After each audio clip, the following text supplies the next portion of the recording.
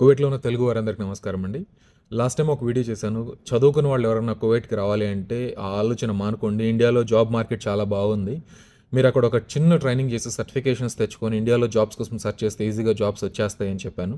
దానివల్ల చాలామంది మనోభావాలు దెబ్బతిన్నాయి. మనోభావాలు కదా! దెబ్బతింటూనే ఉంటాయి, అందులో తప్పులేదు. బట్ ఒక చిన్న క్లారిఫికేషన్ ఇవ్వాలి. చాలా మందికి అర్థమయ్యేలా చెప్పాలి ఎందుకు ఆ వీడియో చేశానని ఈ వీడియో చేస్తున్నాను.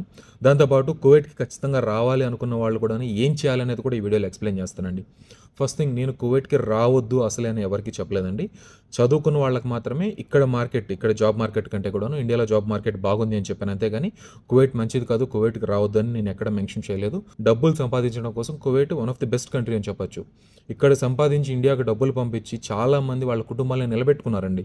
సో, కువైట్‌ని తక్కువ చేసి మాట్లాడేంత మూర్ఖుడినైతే కాదు నేను.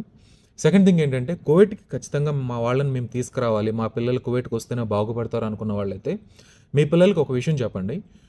ఇప్పుడు కువైట్‌కి వచ్చిన తర్వాత ఏదో ఒక పని చేసుకుంటాను నేను అని చెప్పడం కంటే కూడాను, నేను పలానా పని చేస్తానని చెప్తే, ఇక్కడికి వచ్చిన తర్వాత ఆ పనికి సంబంధించి జాబ్స్ వెతుక్కుంటే ఈజీగా దొరుకుతుందండి.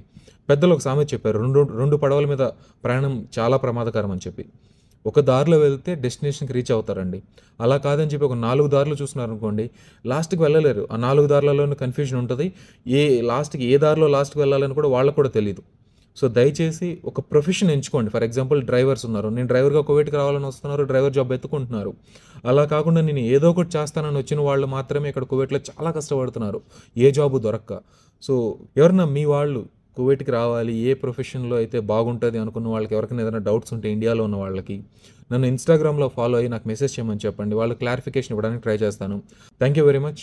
ప్రతి ఒక్కరు కూడా అర్థం చేసుకుంటారని అనుకుంటున్నాను.